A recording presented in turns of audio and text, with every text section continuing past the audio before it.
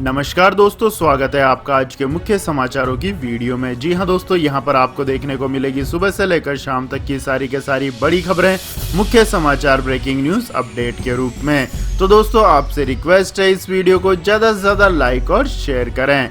तो दोस्तों, जान लेते हैं आज की पहली बड़ी खबर। मोदी 2.0 की नई टीम आज लेगी शपथ, होगी सबसे युवा कैबिनेट। जी हां दोस्तों, नरेंद्र मोदी सरकार के दूसरे कार्यकाल का पहला विस्तार आज शाम 6 बजे हो सकता है। सूत्रों का कहना है कि इस कैबिनेट विस्तार में ओबीसी का सबसे ज्यादा प्रतिनिधित्व होगा। पीएम नरेंद्र मोदी की नई बैठक में 25 से ज्यादा ओबीसी मिनिस्टर्स होंगे। इसमें एससी और एसटी के 10-10 मंत्रियों के होने की भी संभावना है। नया मंत्रिमंडल इस तरह से बनाया जाएगा जिसमें हर राज्य को प्रतिनिधित्व का मौका मिले। आपको बता दें दोस्तों, इस मंत्रिमंडल के विस्तार के बाद यह भारत के इतिहास का सबसे युवा मंत्रिमंडल हो जाएगा। बताया जा रहा है कि इस बार कई युवा चेहरों को इसमें तरजीह दी जाएगी, जिसके चलते मंत्रिमंडल की औसत आयु काफी कम हो जाएगी। नए मंत्रिमंडल में महिलाओं की भागीदारी सबसे ज्यादा होने वाली है। सूत्रों का कहना है कि मंत्रालय में professional management, MBA, post graduate युवाओं को शामिल किया जा रहा है। बड़े राज्यों को ज्यादा हिस्सेदारी दी जाएगी। बुंदेलखंड, पूर्वांचल, मराठवाड़ा, कोंकण जैसे इलाकों को हिस्सेदारी दी जा रही है। इसके बाद दोस्तों, रुक कर लेते हैं अगली खबर का। चिराग पासवान ने प्रधानमंत्री नरेंद्र मोदी को लिखा पत्र, बोले पशुपति को एलजेपी कोटे से मंत्री बनाया गया तो जाऊंगा कोर्ट। जी हां दोस्तों, केंद्रीय मंत्रिमंडल के विस्तार की खबरों के बीच बिहार की राजनीति एक बार फिर गर्मा गई है। मंगलवार को चिराग पासवान ने प्रेस कॉन्फ्रेंस कर कहा कि पशुपति पारस को एलजेपी कोटे से मंत्री नहीं बनाया जा सकता है। उन्होंने कहा कि अगर ऐसा होता है तो वह कोर्ट जाएंगे। चाचा पशुपति पारस को केंद्रीय मंत्रिमंडल में जगह मिलने की अटकलों के बीच चिराग पासवान ने प्रधानमंत्री नरेंद्र मोदी को पत्र लिखकर कहा है कि एलजेपी कोटे से किसी को भी मंत्री न बनाया जाए। उन्होंने प्रधानमंत्री नरेंद्र मोदी को पत्र में कहा कि पशुपति पारस को एलजेपी कोटे से मंत्री न बनाया जाए। अगर उन्हें मंत्री बनना है तो एक निर्दलीय सांसद के रूप में मंत्री बनाया जाए। अगर एलजेपी कोटे से उन्हें मंत्री बनाया जाता है तो हम कोर्ट जाएंगे। आपको बता दें दोस्तों, चिराग पासवान ने कहा है कि जिन सांसदों ने बगावत की थी उन्हें पार्टी से निष्कासित कर दिया गया है। उन्होंने कहा है कि पशुपति पारस को भी पार्टी के कार्यकारी बोर्ड से निकाल दिया गया है। ऐसे में उन्हें मंत्री बनाना संभव नहीं है। इसके बाद दोस्तों, रुक करते हैं अगली खबर का। 10 करोड़ की दान की जमीन पर गाजियाबाद में बना पतंजलि योगपीठ। जी हां दोस्तों, जिले के मोदीनगर में मंगलवार को पतंजलि योगपीठ का उद्घाटन स्वामी रामदेव और आचार्य बालकृष्ण की मौजूदगी में हुआ। योगपीठ के लिए यहां की एक बुजुर्ग महिला ने अपनी 10 करोड़ की करीब 15 बीघा जमीन दान दी है, जिस पर योगपीठ का निर्माण किया गया है। स्वामी रामदेव ने भी जमीन दान देने के लिए महिला का आभार व्यक्त किया है। मोदीनगर के सीकरी कला गांव में पतंजलि योगपीठ का विधिवत पूजा अर्चना के साथ उद्घाटन हुआ। सीकरी कला निवासी 63 वर्षीय दयावती ने अपनी पैतृक जमीन पतंजलि योगपीठ को दान में दी है। सीकरी कला में दयावती देवी का मायका है। उसके कोई संतान नहीं है। पति हरिकृष्ण सेना में थे और रिटायर होने के करीब 15 साल बाद उनकी मृत्यु हो गई। इसके बाद दयावती अकेली रह गई, इसलिए उन्होंने अपनी जमीन स्वामी रामदेव के पतंजलि योगपीठ को दान की है। इसके बाद दोस्तों, जान लेते हैं अगली खबर। दिल्ली गवर्नमेंट की नई स्कीम, कोविड विक्टिम्स परिवारों को मिलेगी आर्थिक मदद। जी हां दोस्तों, मुख्यमंत्री कोविड-19 परिवार आर्थिक सहायता योजना की शुरुआत 6 जुलाई से हो गई है। मुख्यमंत्री अरविंद केजरीवाल ने योजना की शुरुआत की, जिसका मकसद कोरोना से जान गंवाने वालों के परिवारों को 50-50 हजार की सहायता देना है। इसके अलावा परिवार में कमाने वाले व्यक्ति की कोरोना से मौत पर 2500 रुपए प्रति महीना दिया जाने की योजना है। देश में सबसे पहली ऐसी योजना राजधानी दिल्ली में लागू हो रही है। कोरोना महामारी के चलते अनाथ हुए बच्चों या पीड़ित परिवारों को आर्थिक मदद देने के लिए यह कदम उठाया गया है। इसके बाद दोस्तों, जान लेते हैं अगली खबर। पश्चिम बंगाल में मनाया जाएगा खेला होबे दिवस, सीएम ममता बनर्जी ने किया ऐलान। जी हां दोस्तों, पश्चिम बंगाल की मुख्यमंत्री ममता बनर्जी ने कहा है कि अब राज्य में खेला होबे दिवस मनाया जाएगा। उन्होंने कहा है कि लोगों ने इस नारे को बहुत पसंद किया है, इसलिए हमने इससे संबंधित दिवस मनाने का फैसला किया है। दरअसल विधानसभा चुनाव के दौरान खेला होबे नारे का तृणमूल की तरफ से खूब इस्तेमाल किया गया था। बीजेपी की तरफ से इसे लेकर आपत्ति भी जाहिर की गई थी। आपको बता दें दोस्तों, इस गाने को लिखा है 25 साल के देवांशु भट्टाचार्य ने। ये टीएमसी के राज्य प्रवक्ता हैं। तृणमूल कांग्रेस के नेता दिव्यांशु भट्टाचार्य ने भी 30 जनवरी में मूल रूप से यह गीत लिखा था और यूट्यूब पर अपलोड किया था। खेला होबे गाना उन्होंने 20 मिनट में लिखा था। दिव्यांशु भट्टाचार्य के अनुसार खेला होबे गाने में रविंद्रनाथ टैगोर की एक कविता शामिल है। इसके बाद दोस्तों जान लेते हैं अगली खबर। सरकारी दुकानों से अब नहीं ले सकेंगे राशन। जी हां दोस्तों, खाद्य एवं सार्वजनिक वितरण विभाग ने बड़ा फैसला लिया है। विभाग की तरफ से सरकारी राशन की दुकानों से राशन लेने वाले पात्र लोगों के लिए मानक में बदलाव होने वाला है। इस संबंध में राज्यों के साथ कई दौर की बैठक भी हो चुकी है। मानक बदलने का प्रारूप लगभग फाइनल हो गया है। उम्मीद है कि इस माह में बदलते हुए मानक लागू कर दिए जाएंगे, जिसके आधार पर भविष्य में पात्रता तय की जाएगी। खाद्य एवं सार्वजनिक वितरण विभाग के अनुसार इस समय देश में 80 करोड़ लोग नेशनल फूड सिक्योरिटी एक्ट का लाभ उठा रहे हैं। इसमें से कई लोग ऐसे भी हैं जो आर्थिक रूप से संपन्न है। इसे ध्यान में रखते हुए सार्वजनिक वितरण मंत्रालय मानकों में बदलाव करने जा रहा है। इसके बाद दोस्तों जान लेते हैं अगली खबर। नेशनल हेराल्ड मामले में सोनिया गांधी और राहुल गांधी की याचिका पर सुप्रीम कोर्ट में सुनवाई टली। जी हां दोस्तों, नेशनल हेराल्ड मामले में सोनिया गांधी और राहुल गांधी की याचिका पर सुप्रीम कोर्ट में सुनवाई टल गई है। अब यह सुनवाई 13 जुलाई को होगी।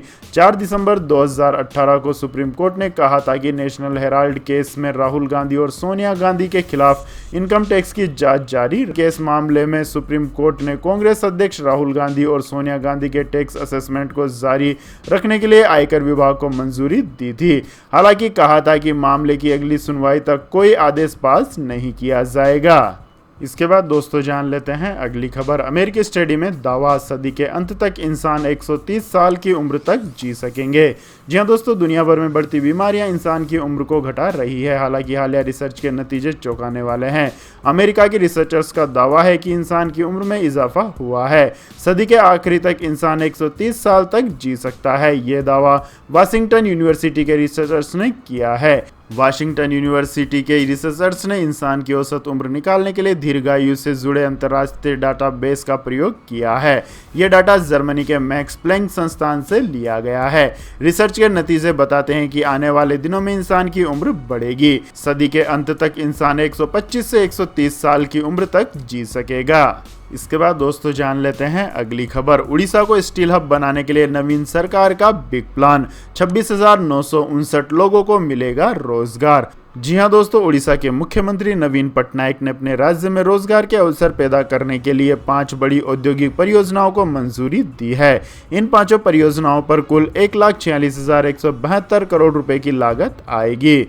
दरअसल मुख्यमंत्री नवीन पटनायक की अध्यक्षता में उड़ीसा सरकार की हाई लेवल क्लियरेंस अथॉरिटी ने राज्य में 26,959 से अधिक लोगों के लिए रोजगार के अवसर पैदा करने वाले 5 प्रमुख निवेश प्रस्तावों को मंजूरी दी है। उड़ीसा सरकार की माने तो कोरोना संकट के बावजूद वित्त वर्ष 2020-21 में राज्य 2.96 लाख करोड़ रुपए का निवेश लाने में सफल रहा। उड़ीसा सरकार ने साल 2030 तक राज्य को देश का स्टील हब बनाने का लक्ष्य रखा है और इसी दिशा में इन 5 बड़े प्रोजेक्ट को हरी झंडी दी गई है।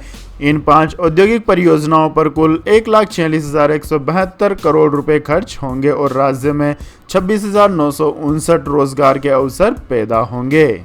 इसके बाद दोस्तों जान लेते हैं अगली खबर। अध्ययन में हुआ बड़ा खुलासा। महामारी में गरीब महिलाओं ने सबसे अधिक नौकरियां गंवाई, भोजन भी मिला कम।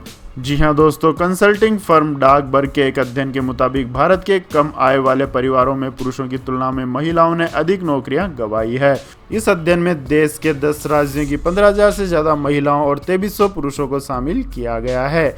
अध्ययन में पाया गया है कि पिछले साल कोविड-19 महामारी की पहली लहर के बाद उन्हें वापस नौकरियां पाने में ज्यादा समय लगा है। महामारी के पहले जहां 24% महिलाएं काम करती थी, वहीं 28 ऐसी थी जिन्हें अपनी नौकरियां गंवाई। इसके अलावा 43% ऐसी थी जिन्हें अपने काम का वेतन नहीं मिला। वहीं ऐसे पुरुषों की संख्या 43% थी। यह रिपोर्ट पिछले साल मार्च से अक्टूबर तक के बीच की है। इसमें बताया गया है कि 10 में से 1 महिला ने भोजन उपलब्धता कम होने के चलते खाना भी कम खाया है। वहीं 16% महिलाओं को सैनिटरी पैड भी नहीं मिल पाया है। 33% महिलाओं ने बताया कि उन्हें गर्भ निरोधक गोलियां भी नहीं मिल सकी है। इसके बाद दोस्तों जान लेते हैं अगली खबर। लेकिन दोस्तों अगली खबर जानने से पहले आप लोगों से गुजारिश है कि इस वीडियो में दिखाई गई खबरें अगर आपको पसंद आई हो तो इस वीडियो को लाइक करें, शेयर करें और हमारे चैनल को सब्सक्राइब करें। तो दोस्तों जानते हैं अगली खबर। एसबीआई के बाद अब आईसीआईसीआई बैंक ने भी सेवाएं की महंगी, 1 अगस्त से बदल जाएंगे नियम। जी हां दोस्तों, आईसीआईसीआई बैंक 1 अगस्त से अपने नियम बदलने जा रहा है। बदलते हुए नियमों के तहत स्टेट बैंक ऑफ इंडिया के बाद अब आईसीआईसीआई बैंक भी अपनी कई सेवाएं महंगी करने जा रहा है। 1 अगस्त से बैंक के एटीएम से पैसा निकालना, कैश निकालना महंगा होने वाला है। साथ ही चेकबुक के नियमों में भी बदलाव होने वाला है। आईसीआईसीआई बैंक अपने ग्राहकों को 4 फ्री ट्रांजैक्शन की सर्विस देता है। 4 बार पैसा निकालने के बाद आपको चार्ज देना होगा। एसबीआई बैंक ने 1 जुलाई से ऐसे ही नियमों में बदलाव किया है। इसके बाद दोस्तों जान लेते हैं अगली खबर। गरीबों का अनाज निजी क्षेत्र को सौंपने की तैयारी। जी हां दोस्तों, मोदी सरकार भारतीय खाद्य निगम के गोदामों में रखे चावल का कुछ हिस्सा निजी क्षेत्र को सौंपने की तैयारी कर रही है। देश में एथेनॉल के उत्पादन को बढ़ावा देने के लिहाज से यह कदम उठाया जा रहा है, लेकिन जानकार इसके दुष्परिणामों को लेकर काफ़ी सचेत कर रहे हैं। सरकार की योजना के मुताबिक एफसीआई के गोदामों में रखे अनाज को सब्सिडाइज रेट पर निजी डिस्टिलरीज को दिया जाएगा ताकि वे इसे एथेनॉल का उत्पादन कर सके। यह चावल डिस्टिलरीज को 2,000 रुपये प्रति क्विंटल की किफ़ायती दर पर दिया जाएगा, जबकि अगर कोई राज्य सरकार भी पीडीएस के अलावा अतिरिक्त चावल खरीदना चाहती है तो उसे कम से कम 2,200 रुपये प्रति क्विंटल का रेट देना होगा। इसके बाद दोस्तों जान लेते हैं आज के मौसम अपडेट्स। तो दोस्तों आने वाले 24 घंटों के दौरान मेघालय, असम के कुछ हिस्सों, उप हिमालय, पश्चिम बंगाल, सिक्किम, तटीय उड़ीसा, छत्तीसगढ़ के कुछ हिस्सों, विदर्भ के अलग अलग हिस्सों, तेलंगाना, तटीय कर्नाटक के कुछ हिस्सों और अंडमान और निकोबार द्वीप समूह में हल्की से मध्यम वर्षा के साथ साथ 1-2 स्थानों पर भारी वर्षा भी हो सकती है। वहीं पूर्वी मध्य प्रदेश, पश्चिमी हिमालय और राजस्थान के कुछ हिस्सों में हल्की बारिश होने की संभावना है।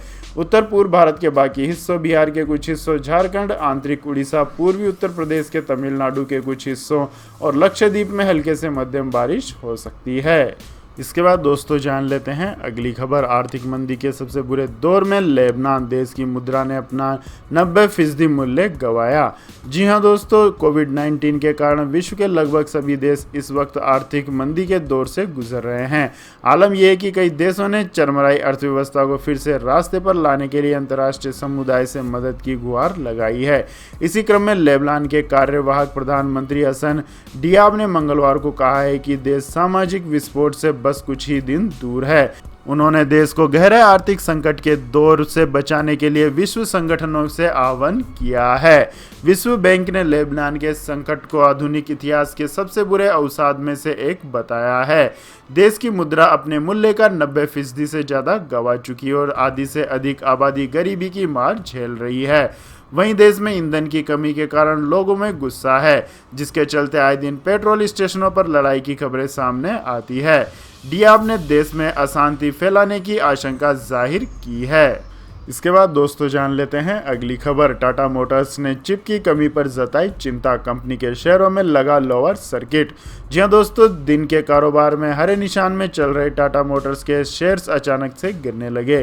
कंपनी के शेयरों में मंगलवार को कारोबार के आखिरी घंटे में 6% से अधिक की गिरावट दर्ज की गई।